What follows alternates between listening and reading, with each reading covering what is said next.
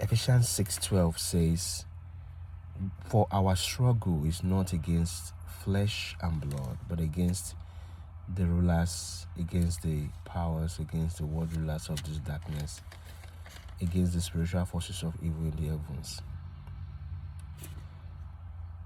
My focus today is to invert those statements to tell you that even though our struggle is not against flesh and blood are actually struggling against you. You have flesh and blood who are struggling against you.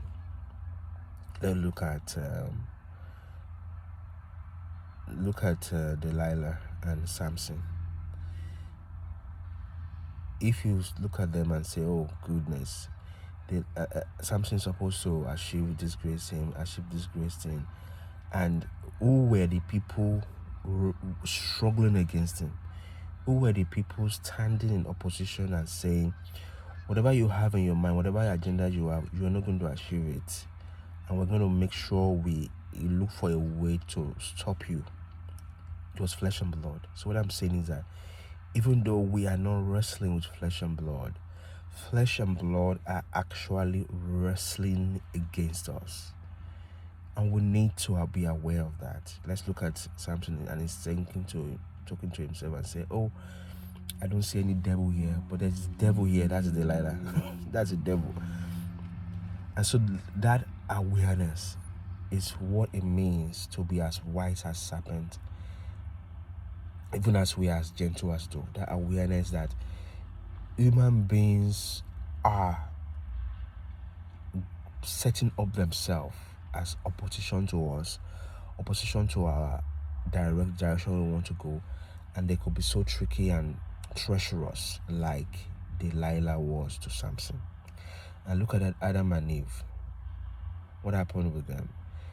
If Adam would say flesh and blood, if Adam would say our struggle is not against flesh and blood, but the flesh and blood, even though it seems innocent, it seems I don't really know what I'm doing, but flesh and blood, I'm talking about Eve now, flesh and blood was actually wrestling against Adam, and Adam needed to be aware of that and understand that whatever is happening here, whatever is trying to push me away from the will of God, whatever association of men, whatever decisions in the minds of people that they want to execute and put into practice to stop me in the direction in which I'm supposed to be going to do God's will, that is the flesh and blood that is struggling against me, even though I am not struggling against flesh and blood, but they are struggling against me. They are constituted themselves into opposition to me. Look at Jesus Christ and Peter.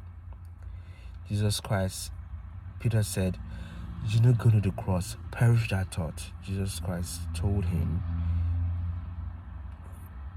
"You are Satan. You are Satan, because you are focused on the will of God. Get behind me, Satan." Even though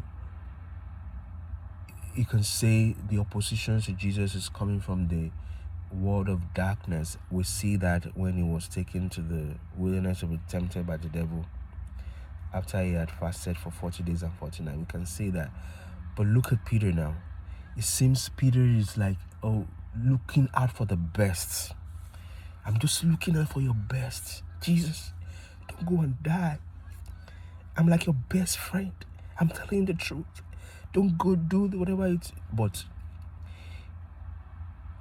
flesh and blood, Jesus Christ is not wrestling with flesh and blood, but the flesh and blood is wrestling against the purpose of God in the life of Jesus, and it's coming not from physical fist fight, but it was coming from the words coming out of the mouth of Peter.